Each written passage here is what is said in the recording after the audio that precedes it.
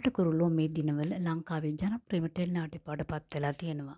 ඒ බව පාටකුරුල්ලෝ ටෙලි නාට්‍ය ලැබෙන ප්‍රේක්ෂක ප්‍රතිචාර වලින්ම තේරුම් ගන්න පුළුවන්. මේ වන විට පාටකුරුල්ලෝ ටෙලි නාට්‍යයට දිනකට YouTube නැරඹුම් වාර මිලියනකටත් වඩා හිමිවීම තුළින්ම එය බලා ගන්න පුළුවන්. එසේම පාටකුරුල්ලෝ ටෙලි නාට්‍ය වගේම ඒ ප්‍රධාන චරිතය රඟපාන සජිත වගේම පියුමල් ඉදිරිසිංහ කියන දෙන්න වසර කිහිපයක්ම පිටම ජනප්‍රිය නළුවාට සහ නිළියට හිමි සම්මානයටත් උරුමකම් කිව්වා.